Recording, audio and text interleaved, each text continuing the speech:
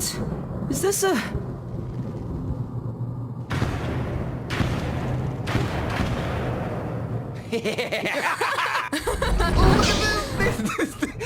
They still think they're alive! Some games are meant to be pure spectacles.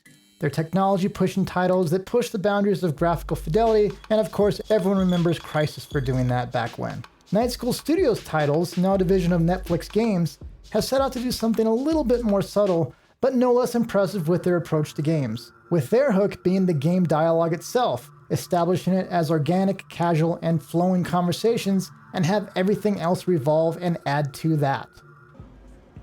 The last one. One bloody stool coming up for Milo here. He wants a big bloody stool.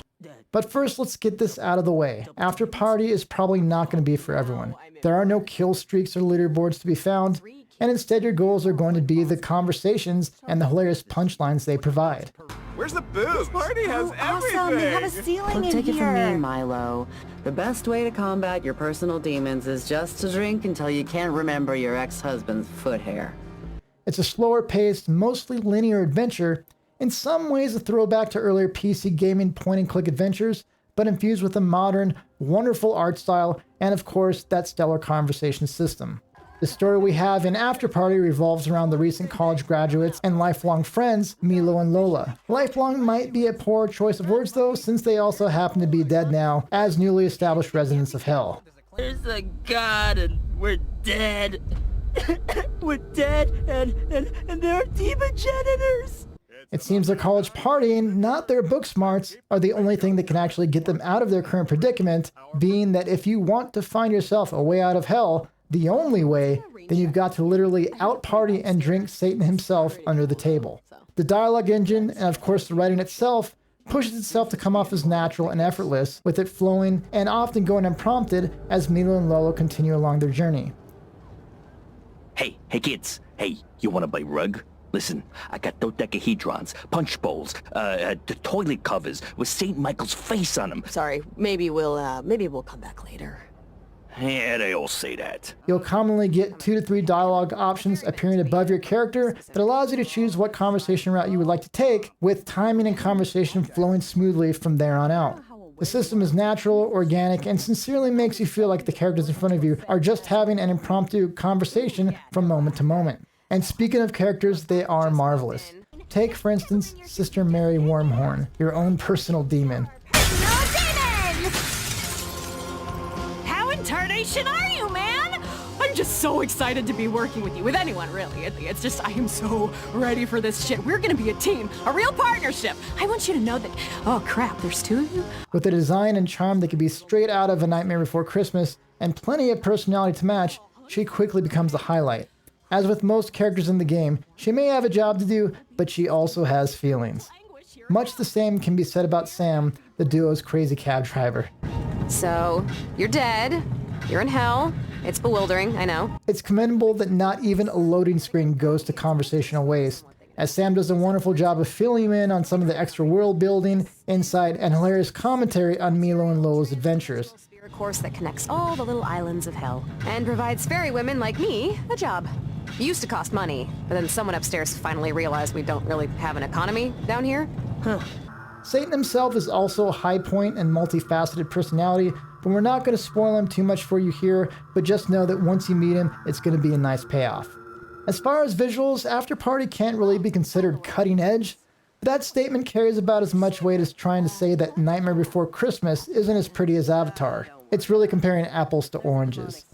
The environments are lovely to behold, with beautiful neon signs, glowing doorways to your next party location, and while all taking place in hell, lends an obvious sense of enjoyment to its inhabitants and their off hours.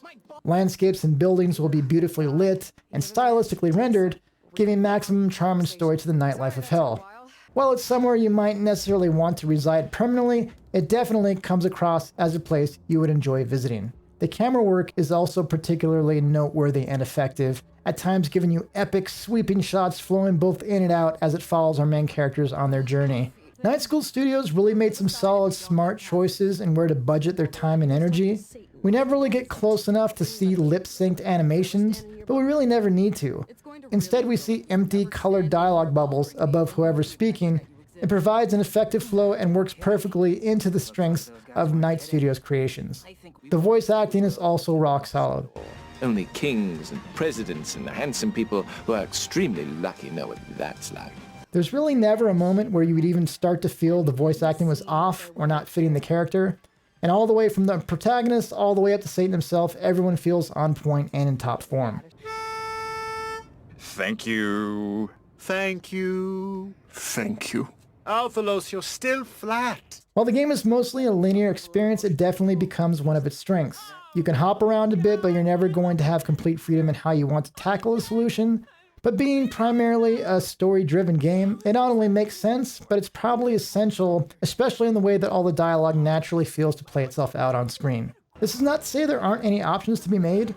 Much of the enjoyment to be had is directly tied to the dialogue, and you do get plenty of options, minor as they may be in the actual outcomes, but much to your enjoyment. It is worth noting that there is a whole entire section of the game that will not be accessible to you in one playthrough, based on one of the two routes you choose to go. Between the branching dialogue options and responses, and some location choices you have to make, there's plenty of incentive and enjoyment to be had in revisiting the game after the game credits roll. Your choices, as is also the game with Night School's Oxenfree, will directly dictate your ending, and without spoiling anything, they're not necessarily minor differences either.